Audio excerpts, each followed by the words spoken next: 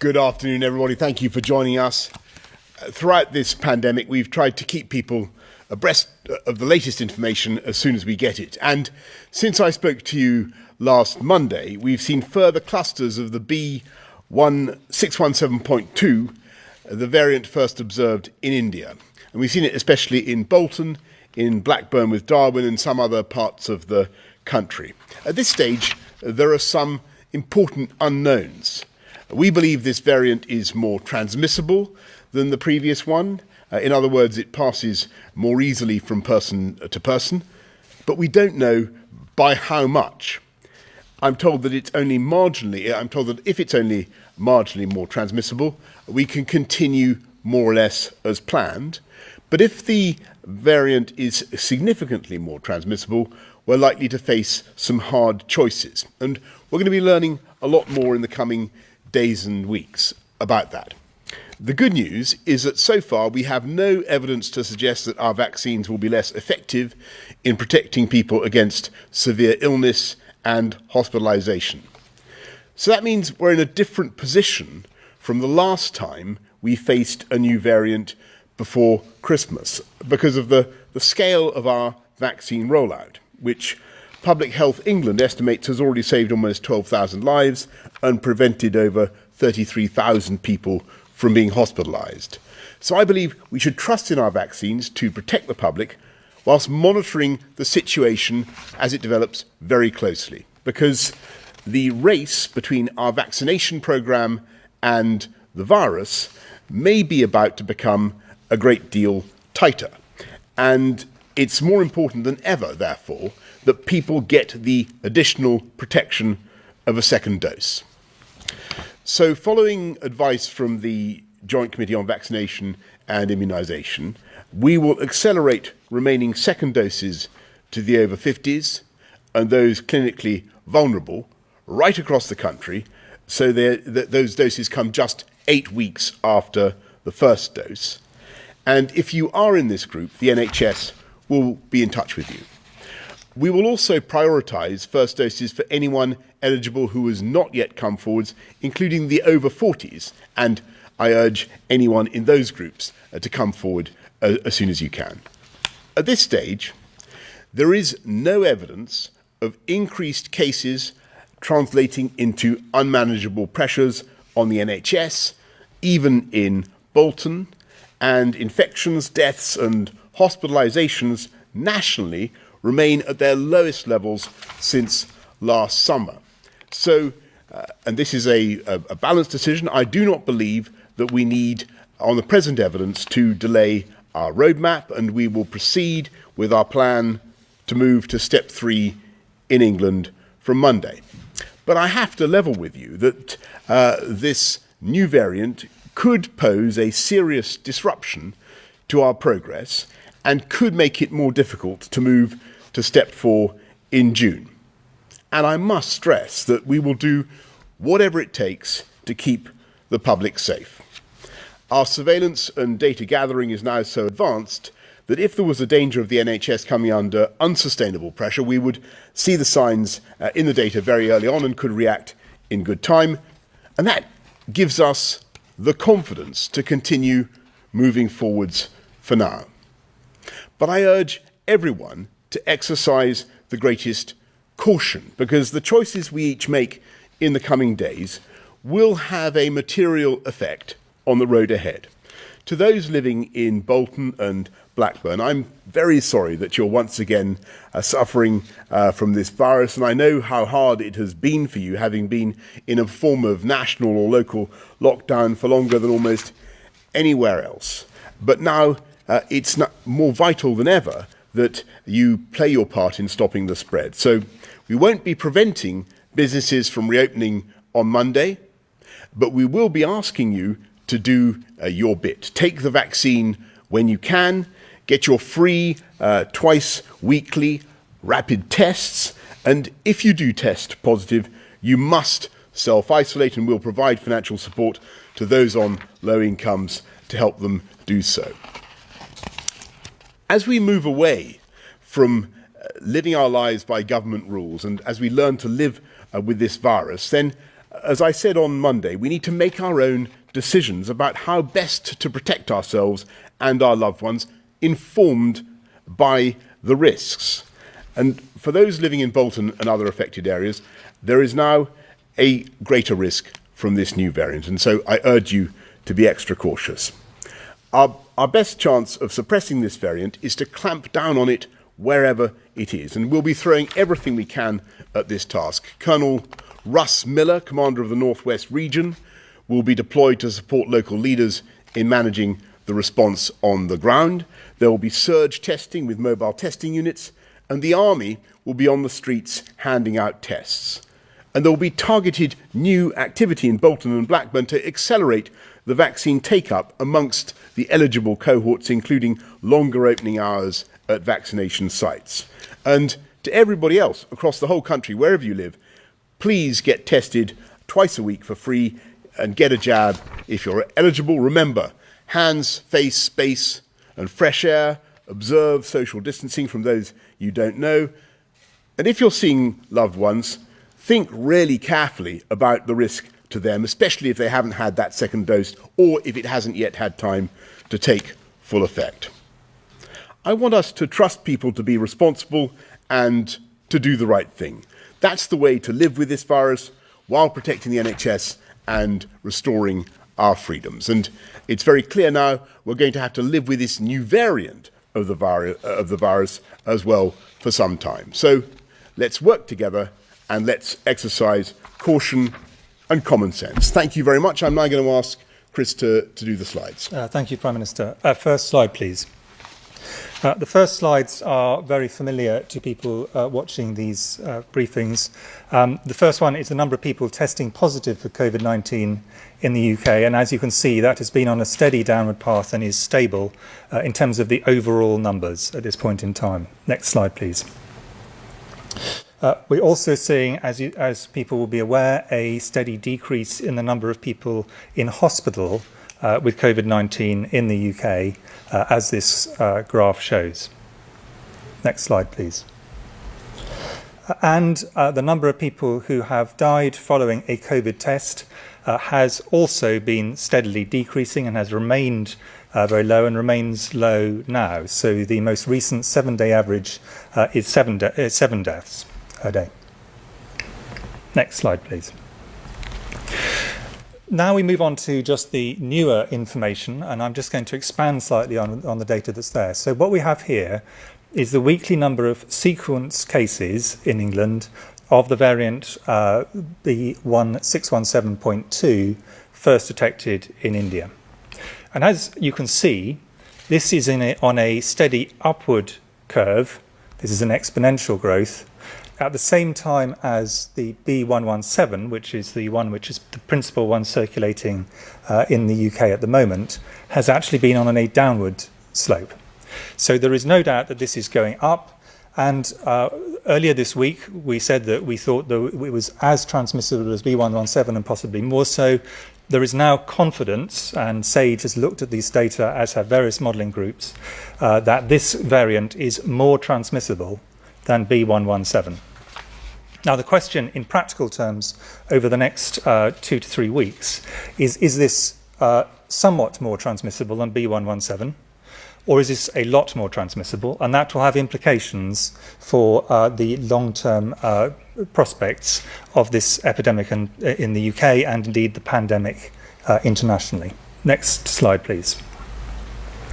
And this is most clearly seen at the moment in Bolton, although I want to be clear that Bolton is not the only place that has this variant. It is quite widely seeded in a number of parts of England and indeed elsewhere in the four nations of the United Kingdom. And what we have here is rates in Bolton that were going down, but they've really now started to go up very significantly over the last couple of weeks. One important thing that we're not seeing is an increase at this point in time in rates in people over 60. And that is very important because that tends to correlate very closely with people subsequently going into hospital and some people becoming very severely ill and sometimes sadly dying. So this may be a delay, or it may be that the vaccine is helping to protect those who are older and 2 are vaccinated. And that's an important part of what the Prime Minister has just said. Next slide, please. And if we look at the Greater Manchester area, around the area where Bolton is, as you can see, there isn't at this point in time a significant uptick in the number of people being admitted to hospital. But it's early days, and I think this is the point which we wanted to stress, is this is the first time we have been completely confident of the increased transmission. We now need to see what happens over the next 2 to 3 weeks. Next slide, please. Thank you very much indeed. Thank you very much, Chris. Let's go to questions from the public. Alexander in Greater London. If the variants of concern, such as the B1617 variant, increases in transmission to an extent whereby it would result in major hospitalisation, how soon would you implement restrictions, and how many hospitalisations would result in further restrictions? Thanks very much, Alexander. Well, I think the answer to that sort of flows pretty much from what I said earlier on, and that is that as soon as we saw that there was a risk of a really serious increase in hospitalisations on a scale that would risk overwhelming the NHS in exponential growth, then of course we would implement further restrictions immediately. And the purpose of this press conference is really to alert people to that necessity and to the extent of the risk that we now see in this Indian variant. But Chris, anything you want to add to that? Thank you. Let's go to Josh from Corby. With universities reopening next week and the restrictions on social gatherings soon to end in June, especially nightclubs, when can the under-30s expect to receive the COVID vaccine? Thank you. Chris, I'm going to ask for your view on the under-30s. Thank you. So as I think everyone knows, what we're doing in the UK is going in a very steady but hopefully rapid and steady progression in terms of vaccination, starting with the most vulnerable people. So those are people particularly of older age, but also pre-existing health conditions. So obviously some people in their 30s, either because they're health or social care workers or because they got pre-existing health conditions, have already been vaccinated, and people indeed under 30. But for the rest of the population, we're going in a steady downward progression in terms of age, and the reason for that is that the risk is very strongly correlated with age, and so but the rate of vaccination is continuing to be very steady now. We've actually got to the point where people in their upper ages of their 30s, so 38 and 39, and this will steadily move down over the next weeks, are being vaccinated, and we hope to get all the way through to everybody having their first vaccine by the end of July. That is the aim. Additionally, as the Prime Minister has said, there is for people of all ages now an aim to accelerate to some degree the point where people get their second vaccination, and there are some advantages to having a second vaccination later, and some data on that in fact came out in the last couple of days, but what we do want to do is make sure that people have their second vaccines, and that's why the Prime Minister talked about the fact we're shortening the period from 12 weeks to 8 weeks, and this is because we think that people who've got a second vaccine will have greater protection not only against the original variants but also against this new variant. So it is very important that people who get their first vaccine also go on to get their second vaccine. And there's very clear evidence that people are taking that offer up very strongly across the UK and indeed in Bolton and surrounding areas. Thanks very much, Chris and Josh. Fergus Walsh of the BBC. Prime Minister, how likely do you think it is that the final unlocking will go ahead on the 21st of June? And for Professor Whitty, do you think that all those over 18 in hotspot areas should now have immediate access to a first dose of vaccine? Thanks, Fergus, and I know that everybody will be asking that question now. I think the truth is that we at this stage simply can't say for certain as things stand. You've heard it today that the numbers of infections, even with the new variant, remain low overall across the country. Even in Bolton, where there's been this spike in the new variant, we're not seeing the significant new numbers of hospitalizations. It remains broadly flat, and the situation is different from last year in this crucial sense that we are in the throes of an extraordinary vaccine rollout, which everybody knows and understands. So we've just got to wait and see, those two things: the extent to which the new variant may be more transmissible, and also the extent to which the vaccines have been able to cut the link between infection and hospitalization and death. And that we just need to see a little bit more about that. I'm afraid, Fergus, before we can be really say much more at this stage. We will continue to proceed with caution, but obviously we rule nothing out. And as soon as we can say more about stage 4, obviously we will. On the question you asked me, there's been a debate about this, but the JCVI, the Joint Committee on Vaccination and Immunisation, which brings together all the experts on this, has been very clear on this. Now, the fundamental issue is that we have a finite supply at any given moment in time of vaccine. So if you vaccinate one person, by definition, you're not vaccinating another. Now, what do we know certain things about these vaccines? We have very high confidence that the vaccines provide very substantial protection against people dying and people having severe illness and people being hospitalised, less protection against people having more mild disease, and some protection, but less still, against transmission. And the expectation is with new variants that if you start to lose some vaccine efficacy, you lose it in the opposite direction. So in a sense, you first lose the very low protection of people having asymptomatic or very mild disease, then you lose the protection against the more severe disease, and finally against the really most severe disease and people having mortality. Now, the reason I'm giving that long preamble is it's to explain why it is that the thing we know this vaccine absolutely can and should do is to protect those who are most vulnerable, and that is very heavily predicated by age with this particular virus. So therefore, if we took vaccine away from groups, let's say in their late 30s, and transferred them to groups of people who are 18 or 20, who are at much lower risk of severe disease, the view of JCVI, and I think this is the majority view, it's not an absolute view, but the view of JCVI has clearly been this would lead to a net disadvantage overall.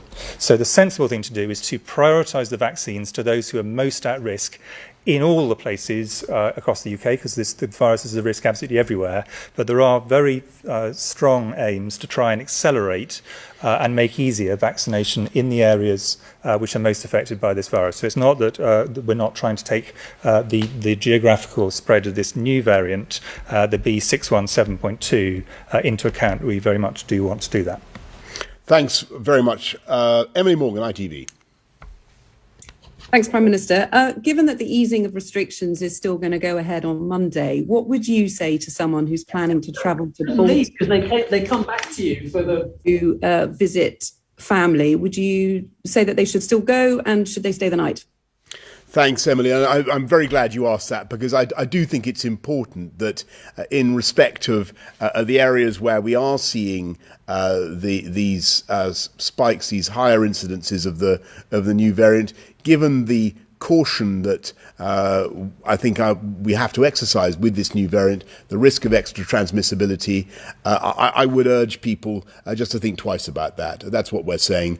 I think that we want people in those areas to recognise that there is extra risk, an extra disruption, a threat of disruption to progress caused by this new variant, and just to exercise their discretion and judgment in a way I'm sure that they have been throughout this pandemic and will continue to do so, I hope very much.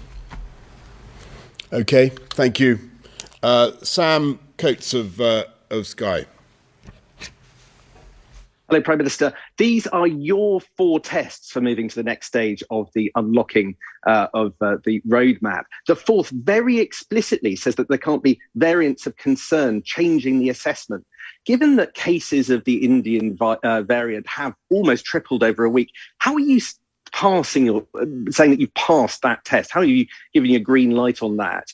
And what happens if, and how can you only say that you've passed these because you're assessing them nationally? If you just looked at one region like the Northwest, might you find that you actually failed several of them? And would you lock back down regionally? To Chris Whitty, there's some data out today suggesting that the Indian variant isn't really rising in the over 45s, a bit younger, I think, than you were saying. Is that right? And to Sir Patrick Vallance, according to Public Health England data, at least 122 passengers arriving from Delhi and Mumbai between late March and April the 26th were carrying this variant. In retrospect, do you think it was a mistake not to close the border from there sooner? Well, Sam, I'm going to try and pick up the question you directed to Patrick, since he's unfortunately not here. You probably can't see that for some reason, but I will just say on the borders issue, the relevant committee was looking at was the threat of variants of concern coming from abroad, and at that stage, India was not identified as having a VOC, a variant of concern. So that was why the decision was taken. Pakistan, for instance, I think had 3 times as much of variants of concern. They had, in particular, the South African variant. So that was the reason for that decision. But don't forget that everybody coming, forgive me, from India or indeed anywhere else had to face very, very tough quarantine rules. They had to self-isolate. They had to produce their passenger locator form and so on. But on the your fundamental question about the 4th test, I do think that I just go back to the original point. We are concerned about this variant, and that's the purpose, and we're serving notice that I think that it certainly may cause disruption to our attempts to continue down the roadmap, but they don't at the moment change the assessment about step 3, because if you look at the numbers, as I've said even in Bolton, you're not seeing a significant increase in hospitalizations, and the overall numbers across the country remain, as we've heard repeatedly, low and quite flat. So they're not changing the assessment at present. But what we're saying is that the public need to be aware of this variant, and particularly in areas where it is more prevalent. And that's because of these questions about increased transmissibility.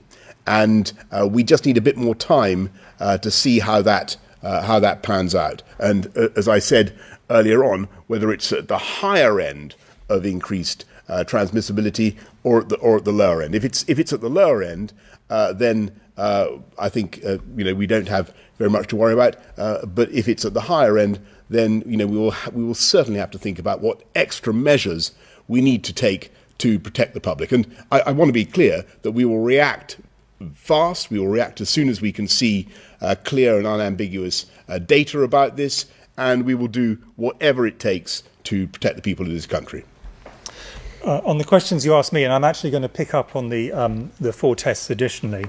And if you think about the tests and compare them to where we were this time last week, virtually everything is the same situation. There is one very important difference, and that's the one I want to concentrate on. But just to go through them, vaccine deployment programme remains successful. Vaccines reducing hospitalisations and deaths, very clear evidence they are. Nothing has changed on that. Infection rates not causing NHS pressure. You saw the data on that. It's really clear. And on the variants of concern, excluding the B617.2, really no change. Most of them are relatively flat. They haven't gone away as a threat. but they are staying relatively stable. In terms of the 617.2 variant, one thing also remains the same, which is our current assessment of the vaccine, likelihood of the vaccine being effective remains what it was, which we think it will probably protect against severe disease and hospitalisation. We're not so confident about the degree to which it protects against milder disease and transmission, and that's just we don't have the data. That will come with time. The thing which has changed is the very clear view now, I think if everyone has looked at it, that this is more transmissible than the B117. And we expect over time this variant will overtake and come to dominate in the UK in the way that B117 took over, and indeed other variants have taken over prior to that. Now, as the Prime Minister said, there are kind of some things that we really want to look for, and the most important is this a bit more transmissible, or is this a lot more transmissible? If it's a lot more transmissible, that would imply we could have a really significant surge. If it's a bit more transmissible, that would imply we will have a bit more pressures, a bit more of a race between the vaccination programme and the virus, but we are broadly in the same territory. So that's a really critical question to which we do not yet have the answer. And then the other thing we do not yet know is in practice what the impact of the vaccination programme, and this goes to your second question to me, the question about people over 45. We don't yet have a big enough number, I think, to be confident about this. It could be that it is initially circulating in younger ages because that's what has always happened previously. You start off, people mix more and younger, the initial circulation in younger ages, and then it moves up the age range. So maybe it's just a delay because of that, or maybe it's a delay because the vaccine is actually providing a firebreak, a barrier to reduce the transmission up the ages into those who are most vulnerable. Clearly, the second of those is by far the more preferable. But that we cannot say with confidence at this point, and that's the reason we need to look very carefully at this new variant, see how much faster it's growing than the old variant, and look at this issue about vaccines in practice. Thanks very much. Sam Lister, The Express. Thank you, Prime Minister. If you were forced to take the drastic decision to delay June 21st, realistically, how long will that delay be? Will it be a matter of weeks or months? Will we still get the great British summer that we were promised? And to Professor Whitty, given the Indian variant is spreading mainly among young, unvaccinated people, should those people in those groups avoid taking advantages of the new freedoms being introduced on Monday, such as going to the pub? Well, Sam, I'm afraid I really can't speculate about that in too much detail at this stage, because as you've heard earlier on, there's just some things we still don't know about this new variant, and we just need a bit more time. I think a couple of weeks we will know a much more than we do now. But I just want to say that I know this has been a kind of one of those press conferences when everybody hears something slightly disappointing or slightly worrying in the sense that there's a new variant that is a significant concern for us, does pose the real risk of disruption to our plans, and I've got to be absolutely clear with you about that. But it is also possible, Sam, that we could still be on the right track. We could still be set fair, and the big difference between this discovery of this new variant now and seeing the spike that we're seeing in Bolton, the difference between that phenomenon now and is that, and last December, is of course that we have the vaccines, and we're in a very different world now. But as Chris says, we need to be absolutely clear about transmissibility and about the effect of the vaccines on this new variant, and we'll know a lot more in a couple of weeks. Hugo Guy of the Eye. Thank you. Prime Minister and Professor Whitty, what effect will the decision to prioritise second doses of the vaccine have on the rollout overall? Does this mean younger people will have to wait longer to get their first dose than they would have previously expected? Or is the government finally going to dip into its stockpile of more than 10 million doses that have been delivered to the UK but not yet administered, and perhaps speed up the overall pace of the rollout to match Wales, which, as you know, is now quite far ahead of England, Scotland and Northern Ireland in how many people it's reached with at least one dose? Chris, I can certainly take that. I mean, the prioritisation of the second doses will not, we think, delay the rollout for people who are in younger ages, and there are a number of reasons for that. But the one of the key ones is that the JCVI advice is that, except if rates went up very high, and we're not at that stage yet at this point in time, their primary recommendation is that people under the age of 40 will be vaccinated in most cases with one of the messenger RNA vaccines, Pfizer, Moderna, whereas the revaccination programme is largely, at this point, with AZ vaccines. So the expectation is this should not lead to significant delays. We don't have that trade-off, which has been the issue elsewhere. It is, though, to reassure people, we are very clear that we still want to maintain a slightly longer gap in terms of vaccination, 8 weeks rather than the rather shorter periods in some countries, and that is because we do think there are some advantages to that. So we're doing this relatively steadily. That was the advice from JCVI, and I think they've given some information about that today. Thank you very much. Alistair Smyth of Reuters. Prime Minister, do you think you might one day look back on the decision to ease restrictions across the whole of England this Monday as a big mistake? And with international travel restarting, should Brits realistically expect to get a summer holiday given the risk of importing new variants, as happened with this one? Thanks.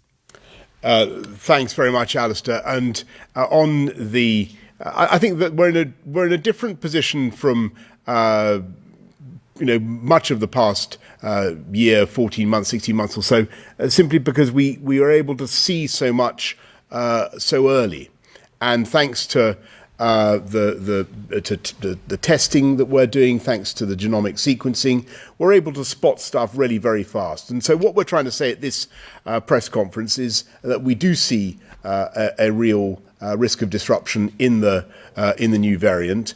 We think that on balance, it's right to proceed with the current plans, given the very low numbers, given the fact that hospitalizations are not rising. But obviously, we remain very, very alive to any change in the data, and we will react accordingly. And the same, I think the same spirit of caution should be applied to people who are thinking of travelling abroad. There's a very limited list, as you know, and we will certainly be making sure that people going to travelling abroad will be subject to all the tests and constraints that people would expect to prevent the virus being re-imported. That's why it's such a tiny list of countries, and I don't expect that we'll be adding to it very rapidly. And indeed, we will be maintaining a very, very tough border regime for the foreseeable future. I imagine it's just too early, I'm afraid, Alistair, to talk about exactly what the summer will be like. We've seen this new variant arrive. We've been watching it for a while. We're now seeing the risk that it's more transmissible than B117. We have to take account of that. We have to alert people. We have to give guidance and advice to people in areas where it's been surging, even if the numbers are currently low. And as I've said to everybody, we'll know more in a couple of weeks. We'll know a lot more in a couple of weeks, and we'll keep everybody updated as fast as we can. This doesn't mean that it's impossible that we'll be able to go ahead with step 4. I don't think that's the case at all. But it does mean there is now the risk of disruption and delay to that ambition, and we have to be utterly realistic about that. And I want to stress again, we take nothing off the table as a means of controlling this virus and this variant, and we will do whatever it takes to keep you all safe. Thank you very much, everybody. Thank you.